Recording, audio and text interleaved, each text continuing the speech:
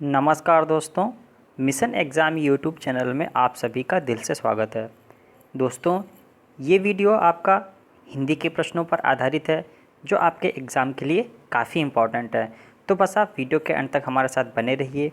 Video आपको पसंद आता है तो वीडियो को लाइक करने के साथ साथ में चैनल को सब्सक्राइब ज़रूर कर लें। तो इससे पहले मैंने हिंदी का पार्ट फर्स्ट अपलोड कर दिया है, ये हिंदी का पार्ट सेकंड है। तो वीडियो में हम आगे बढ़ते हैं। आज के इस वीडियो का जो पहला प्रश्न है, संधि के कितने प्रकार होते हैं। ये तो काफ़ी इजी प्रश्न है और आपको पता भी होगा संधि के कितने प्रकार हैं। तो यहाँ बात करें अगर संधि के प्रकार की, तो संधि 3 प्रकार की होती हैं। कौन कौन सी संधि होती है? स्वर संधि, व्यंजन संधि और विसर्ग संधि। अब बात कर लें संधि। संधि क्या होती है, संधि की परिभाषा क्या है? दो या दो से अधिक वर्णों के मूल से जो विकार उत्पन्न होता है उसे संधि कहते हैं। ठीक है, दो या दो से अधिक वर्णों के मूल से जो विकार उत्पन्न होता है उसे संधि कहते हैं। और संधि 3 प्रकार की होती है, स्वर संधि, व्यंजन संधि और विसर्ग संधि। ठीक है, नेक्स्ट प्रश्न है प्रश्न संख्या 2। निम्न में से उपसर्ग रहित शब्द बताना है। 4 ऑप्शन दिए गए हैं, सुयोग, विदेश, अत्यधिक, सुरेश। इसमें से उपसर्ग रहित शब्द आपको बताना है। तो यहाँ पे बात करें उपसर्ग रहित, तो यहाँ पे ऑप्शन नंबर आपका डी सही हो जाएगा। दिए गए विकल्पों में से सुरेश उपसर्ग रहित शब्द है, जबकि अन्य तीनों शब्द में उपसर्ग का प्रयोग हुआ है। ठीक है, जैसे अब बात कर लें यहाँ पे सुयोग की, तो सुयोग में सु आपका उपसर्ग हो जाएगा, विदेश में वि उपसर्ग हो जाएगा। ठीक है, और अत्यधिक में अति उपसर्ग हो जाएगा। ये भी आपको याद रखना है। ठीक है, नेक्स्ट प्रश्न है श्वेत और स्वेद का अर्थ क्या है। मतलब श्वेत और स्वेद का अर्थ आपको बताना है। तो यहाँ पे ऑप्शन नंबर बी सही हो जाएगा। श्वेत का अर्थ होता है सफ़ेद और स्वेद का पसीना। बहुत ही अच्छा प्रश्न है, आप ध्यान रखिए इस चीज़ को। नेक्स्ट प्रश्न है ऑन डिप्यूटेशन का सही परिभाषित शब्द बताना है। मतलब ऑन डिप्यूटेशन का हिंदी में मतलब क्या होगा? तो यहाँ पे ऑप्शन नंबर आपका डी सही हो जाएगा, प्रतिनियुक्त पर। ठीक है, ऑन डिप्यूटेशन प्रतिनियुक्त पर।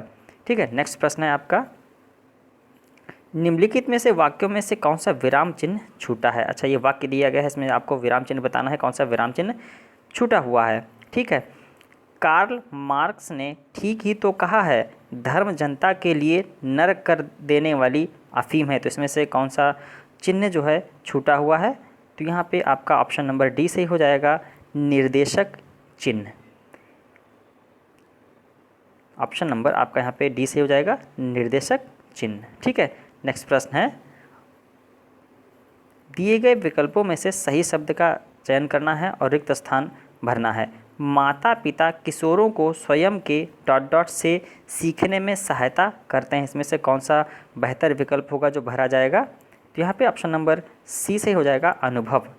माता पिता किशोरों को स्वयं के अनुभवों से सीखने में सहायता करते हैं। दिए गए वाक्य में रिक्त स्थान में अनुभव शब्द का प्रयोग किया जाएगा, क्योंकि दिए गए अन्य विकल्पों में माध्यम का अर्थ है। ठीक है, तो यहाँ पे आपका ऑप्शन नंबर सी सही हो जाएगा, अनुभवों। ठीक है, नेक्स्ट प्रश्न है निम्नलिखित शब्दों में से कौन सा शब्द क्रिया विशेषण है। मतलब 4 ऑप्शन दिए गए हैं, इसमें से आपको बताना है कौन सा जो है क्रिया विशेषण है। तो यहाँ पे ऑप्शन नंबर आपका सी से हो जाएगा, धीरे धीरे। जो शब्द क्रिया की विशेषता बताते हैं उन्हें क्रिया विशेषण कहते हैं। जैसे धीरे धीरे शब्द का क्रिया विशेषण है। ठीक है, नेक्स्ट प्रश्न है सूरज निकला और पक्षी बोलने लगे। वाक्य में रेखांकित अंश, मतलब ये जो और है यही तो रेखांकित है। ठीक है, तो इसमें बताना है कि रेखांकित शब्द किस प्रकार का अव्यय है, समुच्चय बोधक, संबंध बोधक, समुच्चय बोधक, क्रिया विशेषण या विस्मयादि बोधक। तो यहाँ पे ऑप्शन नंबर आपका 42 के लिए बी सही हो जाएगा, समुच्चय बोधक। जो और है ये रेखांकित शब्द, ये समुच्चय बोधक अव्यय है। दो शब्दों, वाक्यांशों या वाक्यों को परस्पर जोड़ने वाले शब्द समुच्चय बोधक अव्यय कहलाते हैं। जैसे सूरज निकला और पक्षी बोलने लगे, वाक्य में रेखांकित शब्द और समुच्चय बोधक है। ठीक है, नेक्स्ट प्रश्न है नेताजी का लड़का बदमाश है। इसमें से रेखांकित मतलब नेताजी जो है किस प्रकार का कारक है ये आपको बताना है। तो यहाँ पे ऑप्शन नंबर सी सही हो जाएगा, ये संबंध कारक है। ठीक है, कारक 8 होते हैं, ये भी आपको पता होना चाहिए। संज्ञा या सर्वनाम के जिस रूप से किसी अन्य शब्द के साथ संबंध या लगाव प्रतीत होता है उसे संबंध कारक कहते हैं। तो यहाँ पे ऑप्शन नंबर आपका सी सही हो जाएगा। नेताजी का लड़का बदमाश है, तो यहाँ पे ऑप्शन नंबर सी सही हो जाएगा। अगला प्रश्न है, आप भोजन कर रहे हैं वाक्य में रेखांकित शब्द किस पुरुष में है? आप जो है रेखांकित है, तो इसमें आपको बताना है ये उत्तम पुरुष है, मध्यम पुरुष है या अन्य पुरुष है। तो यहाँ पे बात करें आप की, तो यहाँ पे ऑप्शन नंबर बी सही हो जाएगा आपका। ये आप जो है मध्यम पुरुष है। जिन शब्दों का प्रयोग श्रोता या सुनने वालों के लिए होता है उन्हें मध्यम पुरुष कहते हैं, जैसे तू, तुम, आप आदि। आप भोजन कर रहे हैं वाक्य में आप शब्द जो है मध्यम पुरुष है। अगला प्रश्न है, किस वाक्य में संदिग्ध वर्तमान काल का प्रयोग हुआ है? ये वाक्य दिए गए हैं, इसमें आपको बताना है कौन सा किस वाक्य में संदिग्ध वर्तमान काल का प्रयोग हुआ है। तो यहाँ पे हम पढ़ लेते हैं। वह पढ़ रहा है, सीता ने पुस्तक पढ़ी, अजय पढ़ता होगा, संभवतः वह पढ़ता होगा। तो यहाँ पे बात करें संदिग्ध वर्तमान काल की, तो यहाँ पे ऑप्शन नंबर सी सही हो जाएगा। क्रिया का वह रूप जिससे वर्तमान काल में क्रिया के होने पर संदेह पाया जाता है उसे संदिग्ध वर्तमान कहते हैं, जैसे अजय पढ़ता होगा। नेक्स्ट प्रश्न है आपका। दोस्तों, अगर प्रश्न आपको अच्छे लग रहे हैं तो प्लीज़ वीडियो को लाइक करने के बाद में चैनल जरूर सब्सक्राइब कर लें। जिस वाक्य में स्थानवाचक क्रिया विशेषण है, इसमें से 4 वाक्य दिए गए हैं, इसमें आपको ये बताना है किस वाक्य में स्थानवाचक क्रिया विशेषण है। तो यहाँ पे ऑप्शन नंबर ए सही हो जाएगा, वह कहाँ जाएंगे। जिस क्रिया विशेषण से क्रिया की स्थिति तथा दिशा का बोध हो उसे स्थानवाचक क्रिया विशेषण कहते हैं, जैसे हम कहाँ जाएंगे। इस वाक्य में कहाँ शब्द स्थानवाचक क्रिया विशेषण है। नेक्स्ट प्रश्न है, निम्न में से कौन सा शुद्ध है? आपके सामने वाक्य दिए गए हैं और ये आपको बताना है कौन सा इसमें से शुद्ध है। बहुत मोस्ट इंपॉर्टेंट क्वेश्चन है, तो देख लेते हैं। ना प्लस अका नायिका, तो देख लीजिए, बहुत अच्छा प्रश्न है, काफ़ी बार ये वर्तनी में भी पूछा जाता है। तो यहाँ पे ऑप्शन नंबर आपका सी से ही हो जाएगा। नय प्लस इका नायिका, और नायिका का संधि विच्छेद भी देख लीजिए, नय प्लस इका नायिका। तो यहाँ पे ऑप्शन नंबर सी सही हो जाएगा, ये शुद्ध हो जाएगा। नेक्स्ट प्रश्न है, पंक्ति शब्द का तद्भव क्या होगा? पंक्ति शब्द का आपको बताना है तद्भव क्या होगा। तो यहाँ पे ऑप्शन नंबर बी सही हो जाएगा, पांत। पंक्ति का तद्भव पांत हो जाएगा। पंक्ति तत्सम शब्द है, इसका तद्भव रूप पांत होता है। पंक्ति का अर्थ है श्रृंखला अथवा श्रेणी, और अगर 5 की बात करें तो 5 का तत्सम हो जाएगा पंचव, और ठीक है, और पर्ण का हो जाएगा पन्ना, ठीक है, और पाद का हो जाएगा पाँव। ये भी आपको याद रखना है। नेक्स्ट प्रश्न है, निम्न में से शुद्ध वर्तनी का चयन करना है। मोस्ट इंपॉर्टेंट क्वेश्चन है, 4 ऑप्शन दिए गए, इसमें से आपको शुद्ध वर्तनी बतानी है। तो शुद्ध वर्तनी कौन सी हो जाएगी? तो ऑप्शन नंबर यहाँ पे डी आपका सही हो जाएगा। सॉरी, अशुद्ध वर्तनी, क्षमा चाहते हैं। निम्नलिखित में से अशुद्ध वर्तनी का चयन करना है, तो यहाँ पे ऑप्शन नंबर डी जो है ये गलत हो जाएगा, अशुद्ध हो जाएगा। तो इसका क्या होता है? अवशेष नहीं, ये अवशेष होता है, ये भी आपको याद रखना है यहाँ पे। तो यहाँ पे ये अशुद्ध वर्तनी हो जाएगी। नेक्स्ट प्रश्न है, कृदंत प्रत्यय जोड़े जाते हैं विशेषण में, संज्ञा में, सर्वनाम में, क्रिया में। तो अगर कृदंत प्रत्यय की बात करें तो ऑप्शन नंबर डी सही हो जाएगा, ये क्रिया में जोड़े जाते हैं। मूल क्रिया के साथ कृदंत प्रत्यय को जोड़कर नवीन शब्द का निर्माण किया जाता है, ठीक है। नेक्स्ट प्रश्न है, शुद्ध वाक्य छांटना है, इसमें शुद्ध वाक्य कौन सा है? तो देख लेते हैं। उन वन में प्रातः काल के समय का दृश्य बहुत ही सुहावना होता है, ये तो गलत हो जाएगा। उन वन में सुबह के समय का दृश्य बहुत ही सुहावना होता है, तो यहाँ पे यही गलती नज़र आ रही है। उस वन में प्रातः काल का दृश्य बहुत ही सुहावना होता है, तो यहाँ पे ऑप्शन नंबर आपका यहाँ पे सी सही हो जाएगा, ये वाक्य शुद्ध हो जाएगा। नेक्स्ट प्रश्न है, चेहरे की हवाइयाँ उड़ना मुहावरे का सही अर्थ क्या है? तेजी से चलना, घबरा जाना, जवाब न देना, क्रोधित होना। तो अगर बात करें चेहरे की हवाइयाँ उड़ना, तो यहाँ पे ऑप्शन नंबर बी से ही हो जाएगा, घबरा जाना। चेहरे की हवाइयाँ उड़ाना मुहावरे का अर्थ है घबरा जाना। नेक्स्ट प्रश्न है, जड़ का विलोम शब्द, ये तो मोस्ट इंपॉर्टेंट क्वेश्चन है और इस क्वेश्चन का जवाब आप हमें कमेंट बॉक्स में ज़रूर देंगे। 53 नंबर क्वेश्चन का आंसर क्या होगा? हम आपके कमेंट का इंतजार करेंगे। जड़ का विलोम शब्द आपको बताना है कमेंट बॉक्स में। नेक्स्ट प्रश्न है, निम्नलिखित में से पत्नी का पर्यायवाची कौन सा है? मोस्ट इंपॉर्टेंट क्वेश्चन है, पत्नी का पर्यायवाची बताना है आपको। तो यहाँ पे ऑप्शन नंबर ए सही हो जाएगा, दारा। दारा जो है पत्नी का पर्यायवाची होता है और इसके अन्य अन्य जो पर्यायवाची हैं भार्या, सुंदरी, कांता, कलत्र, रमणी, महिला, ललना, वनिता आदि शब्द जो हैं ये पत्नी के पर्यायवाची हैं। और जबकि प्रभा जो है ये प्रकाश का पर्यायवाची है, ठीक है, और सौदामिनी बिजली का पर्यायवाची है, ठीक है। नेक्स्ट प्रश्न है आपका, काली मिर्च शब्द जो है किस समास का उदाहरण है? काली मिर्च समास आपको बताना है, कौन सा समास है इसमें? तो यहाँ पे ऑप्शन नंबर बी से हो जाएगा, कर्मधारय समास। काली मिर्च का समास विग्रह होता है काली है जो मिर्च। यहाँ काली विशेषण तथा मिर्च विशेष है, इसलिए यह विशेषण विशेष कर्मधारय समास का उदाहरण है। ऑप्शन नंबर बी यहाँ पे सही हो जाएगा। नेक्स्ट प्रश्न है, निम्नलिखित में से कौन सा शब्द तद्भव नहीं है? मतलब 3 तो तत्सम है और एक कौन सा तद्भव नहीं है? मतलब तत्सम शब्द आपको बताना है, इसमें से 4 में से कौन सा है? तो यहाँ पे 56 के लिए ऑप्शन नंबर ए से हो जाएगा, गोमय। ये तत्सम है और बाकी सब तद्भव हैं, चोंच, घोड़ा, ऊँट। दिए गए विकल्पों में गोमय तद्भव शब्द नहीं है, यह एक तत्सम शब्द है, इसका तद्भव रूप होता है गोबर, ठीक है। और अगर बात करें घोड़े का तत्सम क्या होगा, तो घोटक, चोंच का तत्सम चंचु और ऊँट का तत्सम होगा ऊष्ट्र। ये बहुत पूछा जाता है ऊँट वाला, ऊँट का तत्सम होता है ऊष्ट्र। नेक्स्ट प्रश्न, डिबिया शब्द किस मूल शब्द व प्रत्यय को अलग करके बना है या उसका संधि विच्छेद क्या होगा? मोस्ट इंपॉर्टेंट क्वेश्चन है। तो यहाँ पे ऑप्शन नंबर बी से हो जाएगा, डिब्बा प्लस या।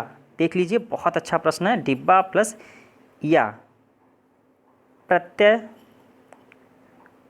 प्रत्यय किसी भी सार्थक मूल शब्द के पश्चात जोड़े जाते हैं। मतलब प्रत्यय जो होते हैं वो किसी शब्द के बाद में जोड़े जाते हैं, ठीक है। और जो अब पहले जुड़ते हैं उन्हें क्या कहते हैं? उपसर्ग कहते हैं। ये भी आपको याद रखना है। तो प्रश्न आपका था, डिबिया शब्द में मूल शब्द व प्रत्यय को अलग अलग कीजिए। तो यहाँ पे ऑप्शन नंबर बी से हो जाएगा, डिब्बा प्लस या। नेक्स्ट प्रश्न है, निम्नलिखित में से तत्सम शब्द आपको चुनना है। गाजर, गाहक, गेहूँ, गर्त। इसमें से आपको तत्सम शब्द चुनना है, ये तो काफ़ी इजी है। तो यहाँ पे ऑप्शन नंबर डी से हो जाएगा, गर्त। गर्त तत्सम शब्द है, इसका तद्भव रूप होता है गड्ढा। और गाहक का तत्सम होता है ग्राहक, गेहूँ का तत्सम होता है गोधूम और गाजर का तत्सम होता है गर्जर। नेक्स्ट प्रश्न है, अभि, अति, अधि, अनु मूलतः किस भाषा के उपसर्ग हैं? तो यहाँ पे ऑप्शन नंबर डी से हो जाएगा, ये सभी संस्कृत भाषा के उपसर्ग हैं। संस्कृत के मूल रूप से 22 उपसर्ग होते हैं, ये भी आपको याद रखना है। संस्कृत के मूल रूप से 22 उपसर्ग होते हैं। नेक्स्ट प्रश्न है, निम्न वाक्यों में से मिश्र वाक्य देखना है। इसमें से चारों में से कौन सा मिश्र वाक्य है? मैंने खाना खाया, राम का शत्रु मारा गया, 6 बजे लौट आना, मैं चाहता हूं कि तुम्हारे साथ खेलूं। तो यहाँ पे ऑप्शन नंबर डी से हो जाएगा, मैं चाहता हूं कि तुम्हारे साथ खेलूं। मैं चाहता हूं कि तुम्हारे साथ खेलूं मिश्र वाक्य रूप है, क्योंकि यहाँ मैं चाहता हूं प्रधान वाक्य तथा तुम्हारे साथ खेलूं आश्रित उपवाक्य है। तो यहाँ पे मिश्र वाक्य हो जाएगा। नेक्स्ट प्रश्न है और मोस्ट इंपॉर्टेंट क्वेश्चन प्रश्न, अर्थ के आधार पर वाक्य के कितने भेद होते हैं? तो अगर बात करें अर्थ के आधार पर, तो यहाँ पे 8 भेद होते हैं।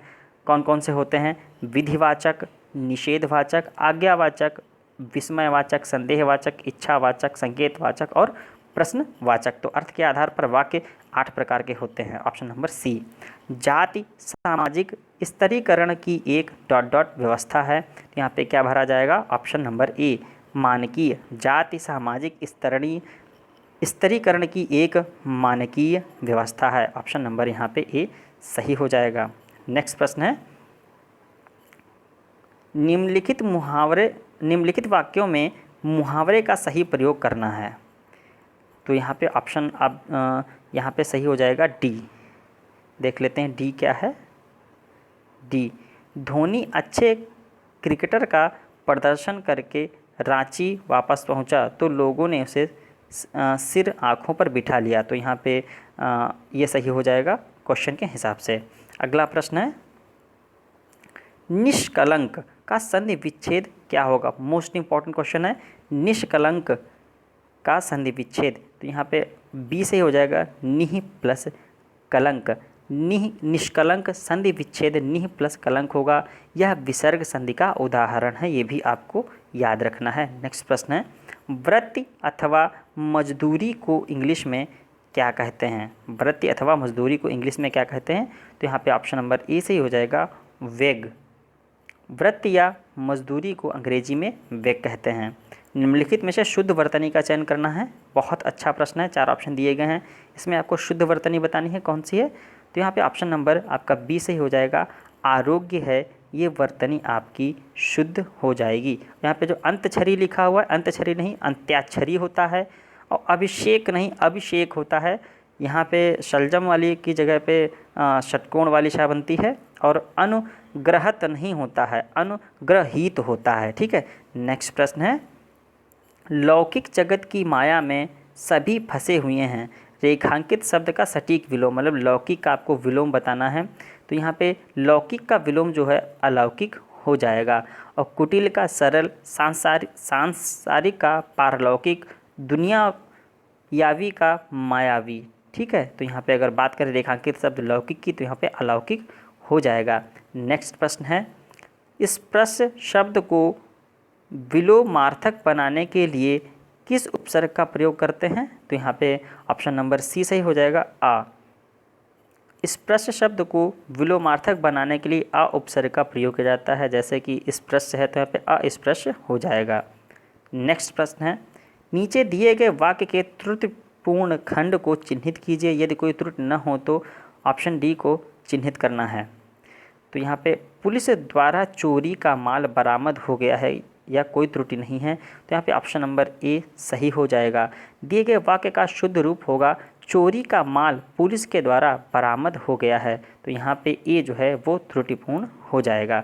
नेक्स्ट प्रश्न है, उपसर्ग, और नेक्स्ट प्रश्न और वीडियो का जो है लास्ट प्रश्न है, उपसर्ग का प्रयोग होता है शब्द के आरंभ में, शब्द के मध्य में, शब्द के अंत में, या उपरोक्त में से कोई नहीं। तो यहाँ पे ऑप्शन नंबर आपका ए सही हो जाएगा।